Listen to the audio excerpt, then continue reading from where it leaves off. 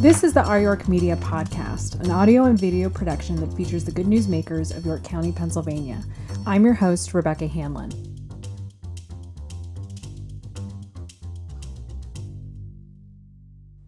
We are fortunate enough to be sitting down with a fellow storyteller. In fact, he's known as York's Storyman. A longtime newspaper journalist, Randy takes his passion for people and empowers them to tell their stories. Randy Flaum, thank you for joining us today. Thank you for having me. I'd love to get some of your background. People might be able to tell from that hint of an accent that you have that you're not from York, Pennsylvania. Tell us about where you grew up and that sort of thing. Sure. I grew up in northeastern Connecticut, okay, in the area called Willimantic, and we were right next to the University of Connecticut, that area there. And ever since I moved down here in 2000, people who haven't met me always say, "You're not from here, are you?" No. But yeah, I grew up there, and we lived there right up to the time that I got offered a job in York. So we lived in northeastern Connecticut the whole time. Okay. So a job brought you to York then. Can you tell us a little bit about that? Sure. I started in newspaper fields full-time in the late 1970s, okay, 79, at a newspaper in Norwich, Connecticut, Norwich Bulletin. My first management job was about 10 years later in Bristol, Connecticut, the Bristol Press. And our publisher at the time, well, the paper was owned by Media News Company. And the publisher at the time was transferred or asked to come over to York to handle the York newspaper company. Okay. And so we were sold to somebody, I don't remember who, but then eventually the Journal Register bought out the Bristol Press, and one of the Journal Register's papers was New Haven Register, so I was asked to go down there. So I stayed in Connecticut, and about 3 years into the New Haven Register, one of my former co-workers in Bristol was asked by this publisher if I'd be interested in taking an opening over at the York Dispatch. And I had a lot of experience working for what they need here, where you don't do printing on site, you don't get to see, and that was all kind of what we did at the end of my Bristol term. Okay. So they said they were from York, Pennsylvania. I kind of knew that, and I knew the publisher very good, and I knew the co-worker. And up in Connecticut, we vacationed an awful lot in York, Maine. Oh. So when I told my wife, I said, Joe Zerbe was a publisher. I said, when Joe's asked me to take a look and think about a job in York, she thought ocean and, and everything. So it was a little bit of surprise. Like, realize that on the drive here that you were going in the right direction? We flew into BWI, and on the drive, and we rented a car, and on the drive up here, really the landscape looked just like Rhode Island. And we lived like just minutes out of Rhode Island. So it wasn't much. We didn't think much about ocean and everything. Okay. But it was in the winter. It was in January, the end of December, January. So there was snow. So I go, okay, it's like. Not so different. It really didn't look different. It was the days before you'd really Google and look at all the maps. So I never really thought, let's look at the map and let's see how close we are to the ocean. I go, Debbie's always wanted to live at the ocean. Oh. And I think after a little while, people noticed that people were going to Ocean City. Okay, so I go, we can go. And I still didn't have an idea. It was like 4 to 6 hours away, depending how you go. And we drove down there, and I go, this is quite a drive. Yeah. So at that point, we realized how far we really were from the ocean. Yeah. So, but we liked the people, and the reason we stayed was the people of York, and that's awesome. that was it. We rented a place that my coworker had been over on West Market Street that the YMCA owned at that time. It was a huge apartment, and at one point, my wife says, "Okay, we got to make a decision. Okay, are we staying or what are we going to do? Because I don't want to rent and see the YMCA parking lot the whole time." So I go, okay, so over on the east side of York City, there was a house for sale. And I went and did a photo assignment next to this house. And I saw they were having an open house on this Sunday coming. So I told my wife, I said, well, look, I'm off this Sunday. Let's just take a look. Mm-hmm. And we really didn't like the area. There was no space.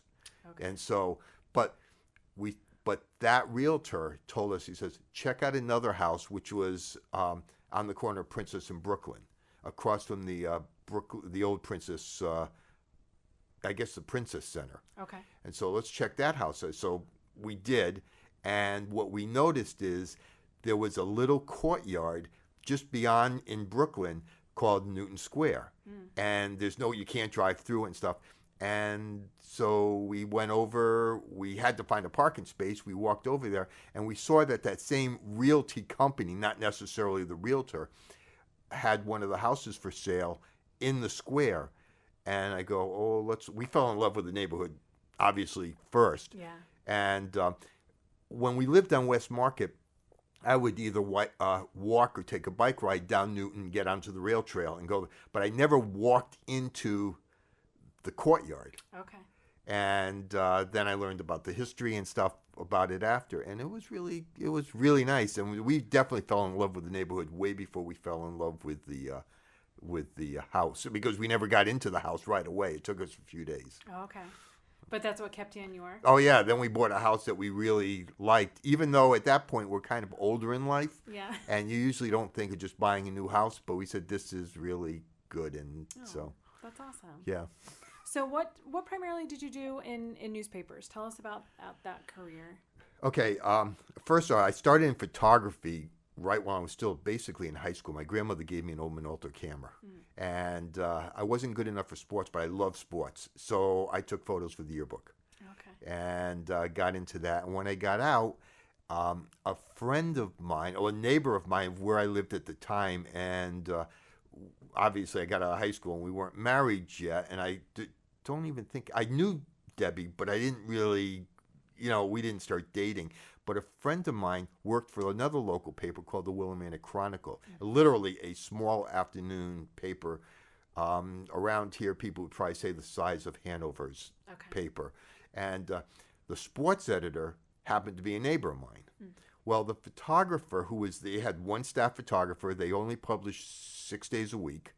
Okay. And the one photographer only liked to do breaking news. He didn't like to do anything. He would do any of the other stuff, but he would never do sports. Well, sports is no-brainer. Sports sells papers. So the sports editor says, look, now that you got a little free time, and I was going to a community college, he says, can you take on some sports assignments for me? Because he knew I did photography. And I go, sure. And I found it to be a lot of fun. Oh, cool. To the point where I wanted to really learn photography a lot more. So I basically, after a while, I got out of that and started doing more portraits and weddings and stuff. And my wife and I decided to open up she was my wife at that time, open up a small studio in Willimantic. Oh, okay. Okay. And we kept it that way. And I think I was using it as a learning tool, and we, over the years, we did over 500 weddings. So it was quite a learning tool. And that all kind of worked pretty good. But I wanted to do more of documentary. Okay. So while we still had the studio a little bit, there was an opening for a newspaper photographer at the Norwich Bulletin. And I didn't have any real resume to show them, except the managing editor was also the editor of the paper. And in the side, he was a wedding photographer. Oh. So we got together and, I showed him some of my non-wedding stuff. Yeah. And we talked for a while. And they had a staff of 2. Oh, wow. And one of them was about to who ended up being my boss, he was going on a cross-country bike trip. And they needed someone to start like a week after him, the managing editor, and I talked. So he says, I'm giving you the job. We'll do it on a test basis. Okay. And so I spent that whole summer basically working with the other photographer, and he took the day shift because he had priority, and I took all the night stuff. And eventually Jeff got back. He was the person, and they decided to just keep me on, but only on a week-to-week basis. Okay. About 2 years into it, into this time, the newspaper was sold to Gannett. Okay. So that was a chain, going from a small family to a chain paper. And the first editor, who was my editor, his name was Tom Curley, who ended up being editor for USA Today. And he comes, and this was his first editor's job. Wow. And so he says, what would you want to know, and somebody says, well, technically, I haven't been hired yet. I've been here 3 years. And so the first job he said for me, he says, okay, now you're hired. Wow. So that was my, it took 3 years to get a staff job, even though I was doing full-time stuff. And then after a few years, I saw a management spot at the Bristol Press, which is Bristol, Connecticut. So most people think of it as ESPN area. And we covered ESPN an awful lot. Okay. And that's where I met Joe Zerby, and the editor there, his name was Frank Keegan. He had been before he took a job, he's had this job for a while, he had been a photographer for a Gannett newspaper. So again, I fell into the thing that we had a lot in common. So we talked a lot about that. And he offered me the job in Bristol. And that really was good. That got to grow. And they didn't really have an internship there, but he let me hire freelancers. I had the pick, which really was good because while I was in Norwich, I used to bring my boys on assignments with me. And my wife would come, especially Sunday assignments, you can do that. And so we would go to assignments and stuff, and the kids got to either take pictures or just enjoy the day, And eventually, one of the weekly papers that Norwich had, that editor would be sending film down the whole time to process on Sunday nights. Well, that to me got very boring, and I had my own daily stuff. So I brought my oldest son with me, Aaron, and he started processing film. So he learned about that. Eventually, he became a photographer for a paper and working in Connecticut newspapers. So that was my first real experience of working with younger people. Yeah. Okay. So I'm in Bristol, and I got to work with some people, even though I couldn't call them an intern because it wasn't a thing, but they would be a freelancer. And I really liked that. So when I eventually got moved over to New Haven Register, they had real paid interns, and one of my jobs was to help oversee their work over the period of time. So I really liked that. And when I came to York, the first thing I asked for is I want to make sure I can get an internship. It's not just a matter of getting an extra person on staff. Sure, yeah. And I wanted to make sure they could get paid because a lot of newspapers with the internship, they let that slide. And I didn't want that to happen. So the editor at that time, and I got to admit that slipped my mind, but they all approved of it. Okay, so that went really good. Nice. Eventually, the budgets died, and we couldn't pay the intern. Yeah. So we got a little creative, and I went over to York College, and they allowed interns as long as we would grade them, and it didn't become like Kutztown College. We had someone from there who was from York. I had to give him grades. In other words, I had to give them a weekly review and then a monthly review, and then at the end of the year, I had to write them a paper. So that was in place of paying because then the schools got credit for it, and so that worked. And eventually, at some point, I had to go back to a freelance basis because I couldn't keep following colleges. You have to have the college approved, but then you have to have a student who wants to do the same thing. Right. So that's how I got into teaching kids. So I kind of got moved through, but I didn't really move through with the blessing that I would get to be able to work with kids or younger people along the way. Why was that something that was important to you to be able to work with that younger generation? I think I noticed from almost the start, maybe not as early as the Norwich Bulletin, but at least the Bristol Press, and definitely in New Haven, that adults have the option very easily to write obits. To write comments, community things, and things like that. And kids didn't. Okay, now I do know that the Daily Record at least had a page where they had kids. I thought that was great. Sure. But if you look through newspapers, and that goes, kids don't have much say. they have say within their home, within their community, but when they have something to express in the newspaper field, which is newspapers or television, is the way to get things out. Yeah. So they didn't really have an outlet. It wasn't that anyone was saying no.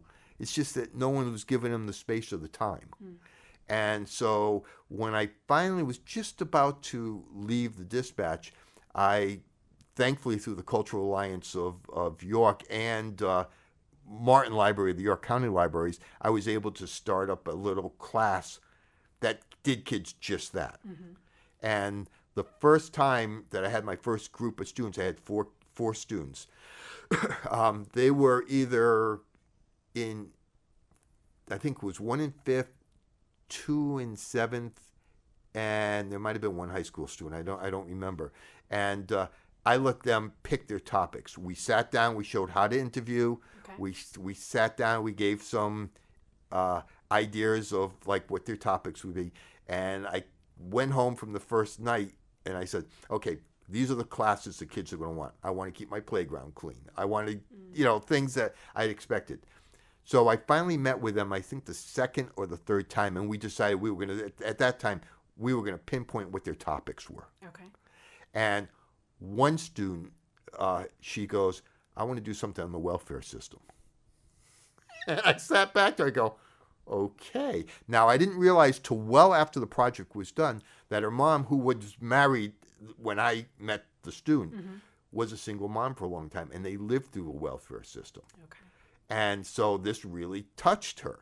And she goes, so we went to different areas and we got interviews and we ended up interviewing, well, I say we, because I always spent time with the student, but the student did the interviewing and most of the photography. Okay.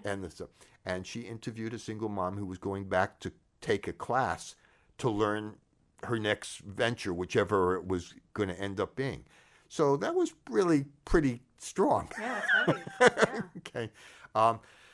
Another student wanted to know more about the art scene in York, which obviously people from York realize arts kind of blends in the culture around here. So she had always gone into the studio that Rita Whitney had for a while, but she never really knew her. As a matter of fact, she was very shy. Her mom said that she was surprised she wanted to sign up. Second, she's surprised if she stays with us, I don't know. Well, now she's going to become a senior at West York High, and she's going into medicine. Her goal is to go into medicine in college in Philadelphia, and she's in the band.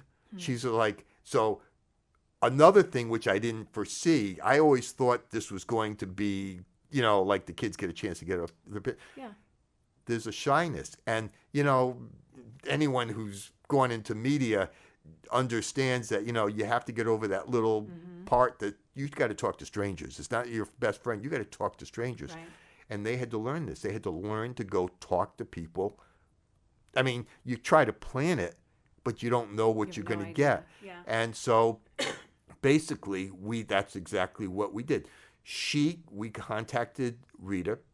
Rita's so outgoing and so good that she couldn't have picked an easier person to be her first stranger. Break into it easy. Break into it easy. And then we looked at it, and both the student and I, we looked and go, there's something missing in this. We have a good thing for Rita. Let's talk to someone who can give us a better idea about the whole city. Well, another easy person to talk to is Kelly Gibson. So it really helped that this student got to talk to two of the very easy people to start off with. But that was her goals. And Kelly was able to talk about all that venture of what the city is and what got the arts in her mind. Yeah. So there's two of our students. A third student really took it in a whole different area. He went to the York Suburban School District. Okay. He lived on the side of 83 near Suburban High. But he went to school in the middle school, which is on the other side of 83. And one thing that he always wondered is how, and this is early in the construction, how is 83 going to affect my school? Oh, jeez. And as everyone who follows York knows, 83 affects something in some way, shape, or form. And it's a very important road to go through 83. So we ended, well, who are we going to talk to? We got in with the superintendent. And he sat there and he talked to the superintendent about, about 83. And we learned a lot of stuff from the questions that he developed, because we developed these questions in advance. Okay. He learned a lot of stuff about that. Like, for example, the teachers who taught in both schools, they were given, and I might have the times wrong, they were given like 45 minutes to get from one to the other. Because of 83, they had to almost double their time, which meant they had to change classes. So there was a direct effect right away. The buses were probably simpler. They just took kind of a different route. Instead of coming necessarily on Mount Rose, they shot up a little bit, maybe took not Market Street, Boulevard, Eastern Boulevard over, just to avoid an unpredictable time frame in the lockout. So those are the, and another thing we didn't know, because she told us that they were widening the lower part there by the Kmart and stuff to 6 lanes. I don't think I ever knew that in the newspaper part, that I might have missed it. So we walked out and says, I didn't know that they were going to widen it. So the superintendent told us so much more that we didn't know. So he really got a good thing. And then we had to illustrate it. So him and I went out with a camera one Saturday, because we had to get the traffic coming by that intersection of Mount Rose and near 83. And we set up where used to be a bank. The bank I don't think is there anymore. Okay. And we set up, and we had to be in a safe zone. I had to explain to him, you can't be in the middle of the road. Okay. And he set up the camera, and we shot stuff there. And up by his house on a hill, you could oversee everything. So we photographed that. And he was really good with a lot of this stuff that we never really pictured. Oh, and there was one part we wanted to show the bus arriving. Well, the times he was going, I couldn't always make the time he was leaving with the bus. The mom says, no problem. She took his camera. He had a video camera. And she stayed with him one time when he got on the bus and got the bus coming up. So we even got the mom involved in it. So that really worked. So those were 3 of our projects, which really told me the students really want to tell more than they have strong opinions. It's not just fluff stuff. Like, it's not just fluff stuff. There's real hard matters that they're looking at. Yeah. For you, was that the birth of York Storyman? Pretty much that confirmed everything. Okay. Yeah. So I know you mentioned like the class at Martin Library. I know lately you've also kind of gotten into other neighborhoods in the city. Why has it been important for you to get into some of those neighborhoods? Well, you can't just get everything in one class. I mean, one area, because you got to spread out. And I had done some work through Martin Library in the after-school program, so I got to see other kids in action. Well, the Martin Library connection, moving over to the Salem Square neighborhoods, because I had 2 story girls who wanted to tell their stories in there. The Salem Square Library is basically under the Martin Library umbrella. Right. So, matter of fact, the librarian in that library, the head librarian at that time, was an intern for me at the dispatch. So her and I kept some communication, because she had gone on to other papers, and then she had gotten married, and she wanted to have, as we might call, a more normal life. So she got it basically hourly. I can't say it was 9 to 5, but it was consistent. And so she wanted that, and she was there. And her and I had been communicating for a few months, and I knew they had the opening. I had covered that, either for Martin or for the newspaper. I don't remember. And she said, I got some students here. Would you be interested in just doing a little class? And we did. And out of that, the idea came, well, how about if I just give a camera to 2 students in the summer? And then I meet with each one like every other week or so. So I had to gather their content. We also had to look at it so that I could make some critiques during the time. And so the York City 2 girls tell their story basically came from that. And then we had Martin Library's blessing on that. And because it's in the Salem Square area, we had help from Lincoln Charter School, who Annie Clark is just like great. Anything for students, she will do. And so that's why we had the showing there. And it happened, one of the students was a Lincoln Charter student. The other one who took this on, she went to York Academy and was moving. She's now at York Academy in the high school part. Okay. She lives in Salem Square area. And the only way we got to really know about her is she wanted to learn Spanish. And one of the librarians at the Salem Square was offering free sessions where you could just drop in. And so she was meeting with her, I think, on Saturdays. And I got to see her one Saturday, and we got talking. She got interested in photography. So she asked if she could be part of this, we'll call it a project. Okay. So, and then they got to tell their own story. And they didn't always stay right in the neighborhood, but there's enough in the neighborhood. We give them kind of guidelines. And I sit down with them in the beginning and I kind of show them a couple of videos, say, this is what you can do. This is what I'd like to do. And then by our second session, we'd like to have them kind of come up with a theme. Okay. The neighborhood kids, the theme was given to them. So I had to kind of say how we were going to work with this in advance. And we had to plan everything out, even to the point where we're going to interview each student interviewed each other at Salem Square in the beginning. So they asked the questions in advance, and they have to put their questions down before they sit down. So there's, before they record, they have to have questions pretty much. They can ad lib, they can change, but they can't do that. They can't. So that's pretty much how everything got started. So what was the perspective of those stories in particular? Because that was a fairly recent project for Salem Square. What were the perspectives that the girls put together for that story? Well, first off, there's a couple of things I had to go. First off, I was giving them basically point and shoot cameras to do videos. Okay. And I was going to be with them every now and then, but not they're supposed to document the neighborhood, and I had to make sure that the cameras were going to be returned at some point. Sure. Okay. Also, because they're point and shoots, they had to have batteries in there. They're not just, and the kids wouldn't necessarily know how to handle them. So I gave Salem Square Library a bunch of batteries that they kept over. So if the girls ever needed a battery and I wasn't around in that 2-week time, they could just grab a battery. Yeah. Then when I would meet with them every 2 weeks, and this was set up in advance, I met with one student one week and one another week. We'd go over their stuff. I'd download their stuff so the camera would be clean again, and have the space. And we would critique some of what they need and what they would do for the next 2 weeks. And sometimes they know what they were going to do in the next 2 weeks. Sometimes they didn't. But they were pretty close. Like they had a big neighborhood block party. We knew that was going to happen because the Salem Square Library was one of the people to help put it on. Salem Square Neighborhood Association also helped them put it on. And then there was going to be a meeting, a Salem Square neighborhood meeting. And that was just going to be in the neighborhood. It was going to be out on someone's front porch. So there's little things here and there that we could do. But one of the girls, she was very big into her church.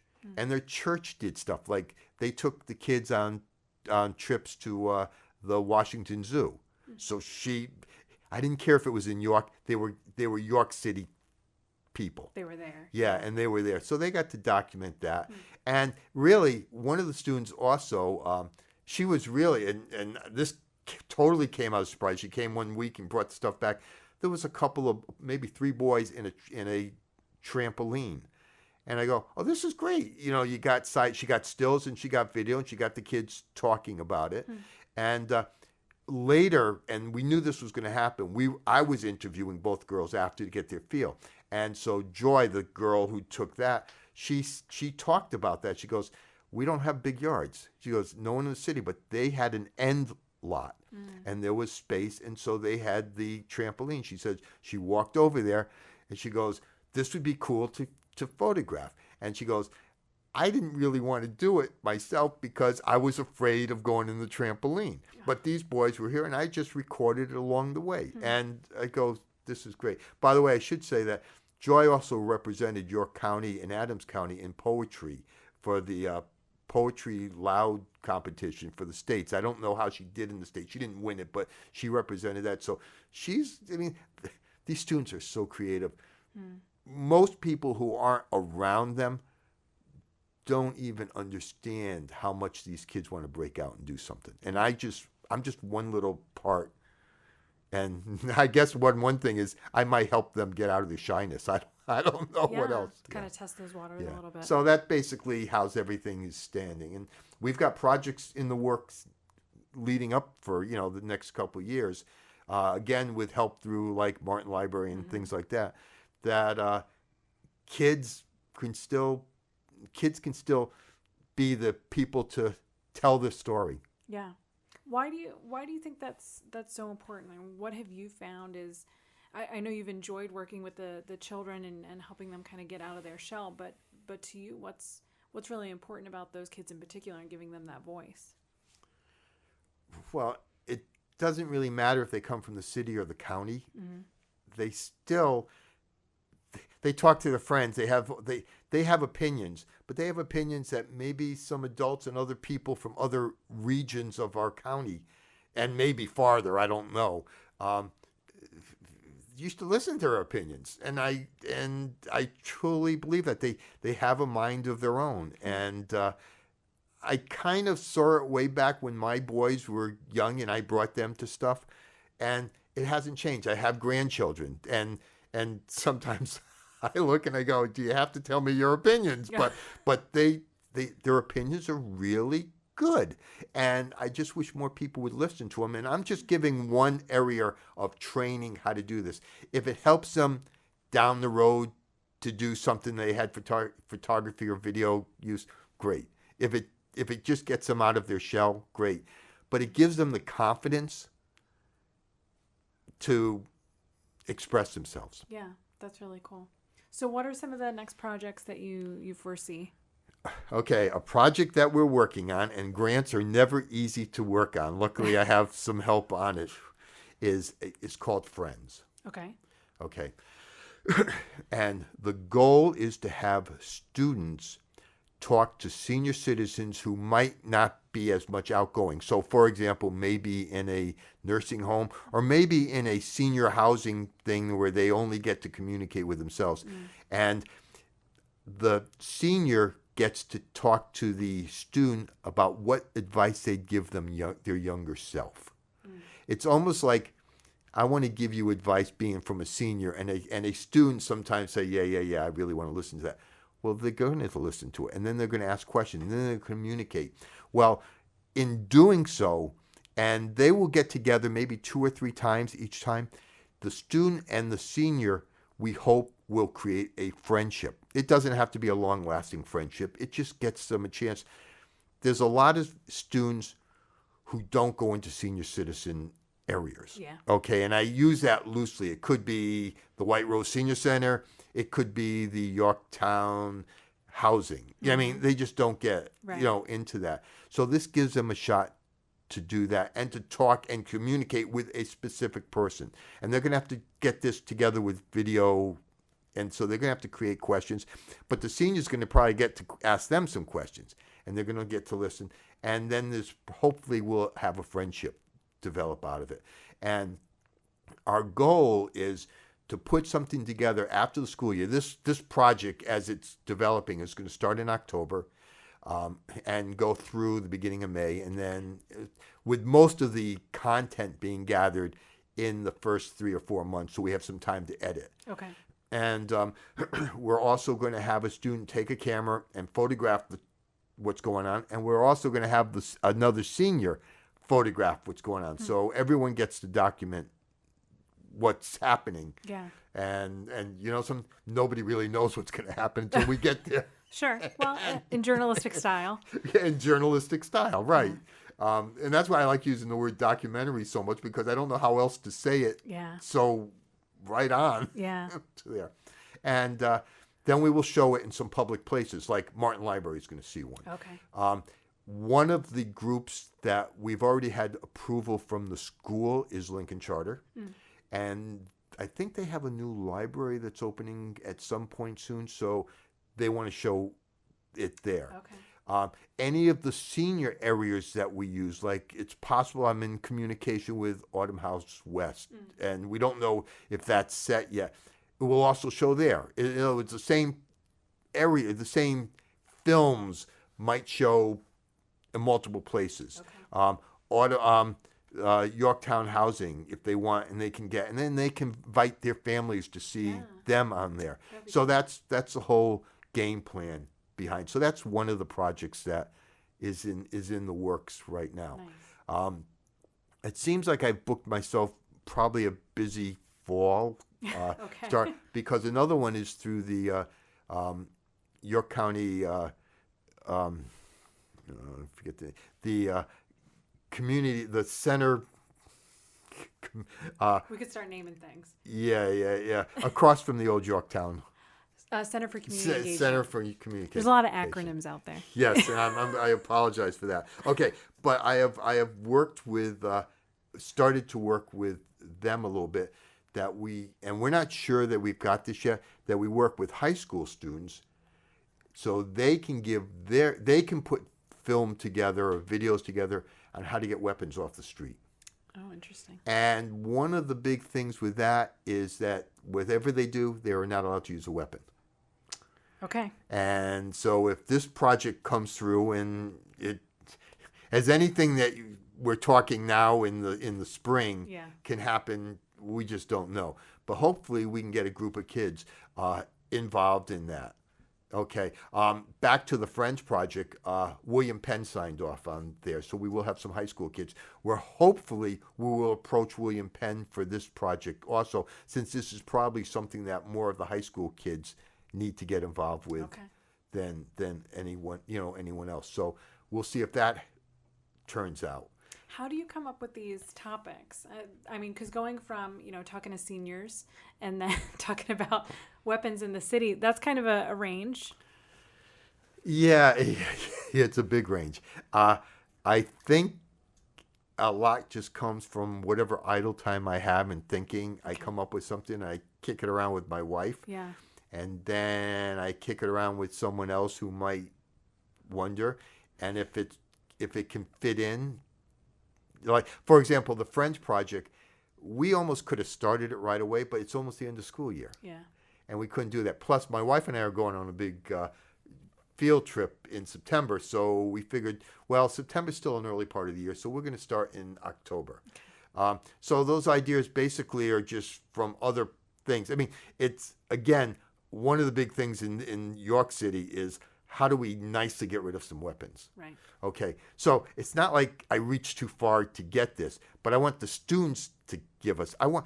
If they want to create an ad, or something there. If they want to do if they have one person who can do sketching and wants to create it in, let's say, a cartoon type of thing.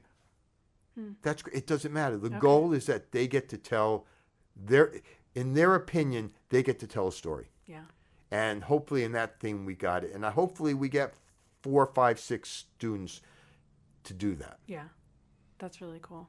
So Randy, how can students get involved if they want to be part of one of your classes or do something with you in the future?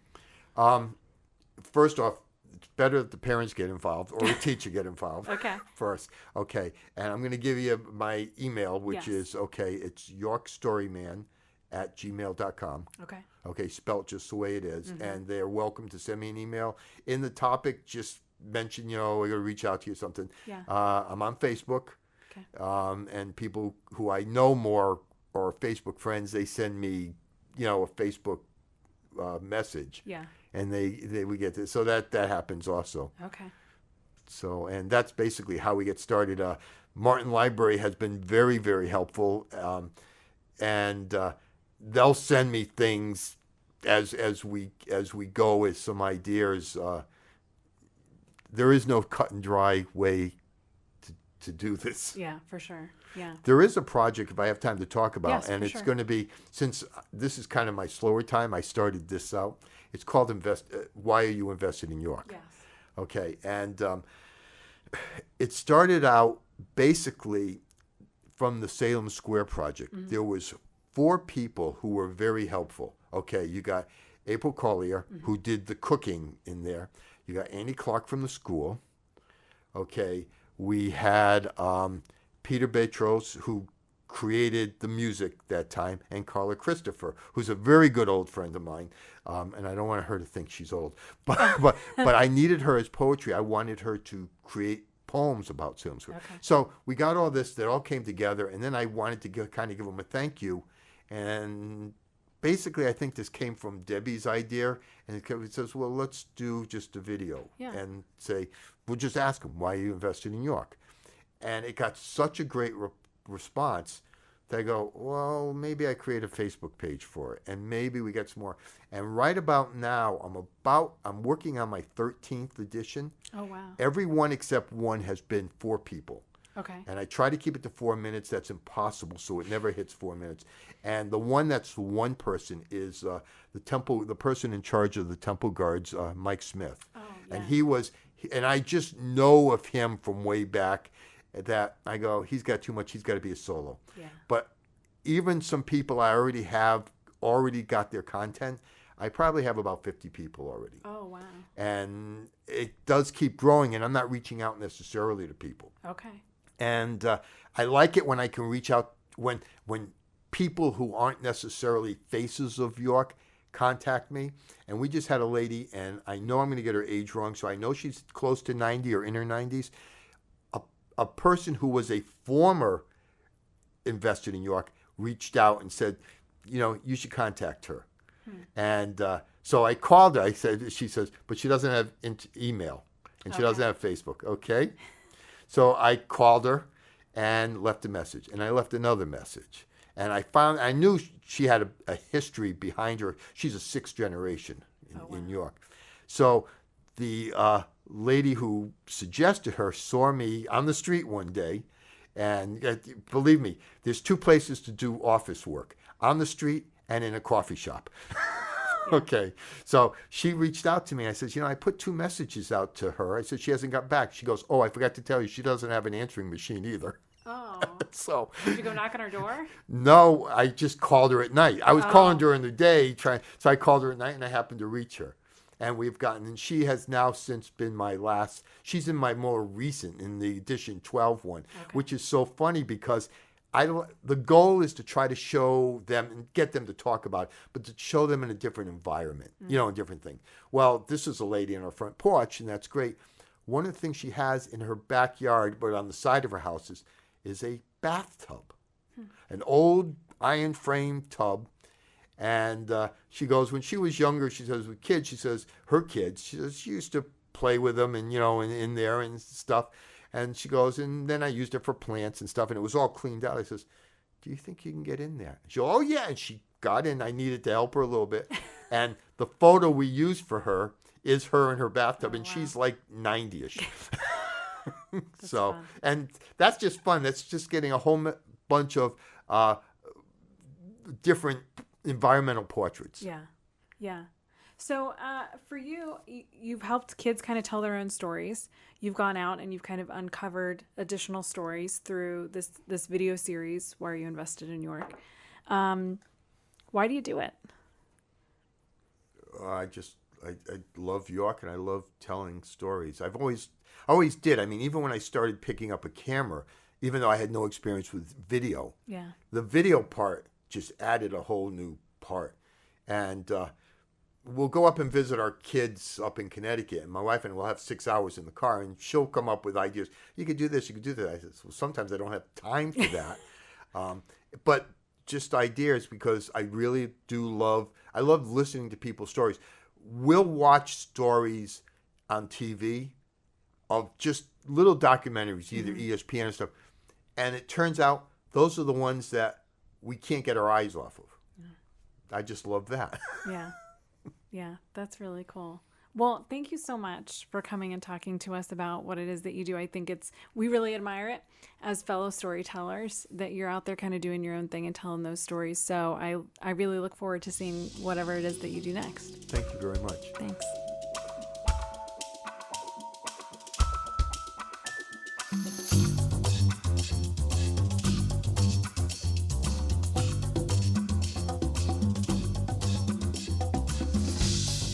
Thanks so much for listening. For more information on Our York Media and our Good News Initiative, you can visit ouryorkmedia.com.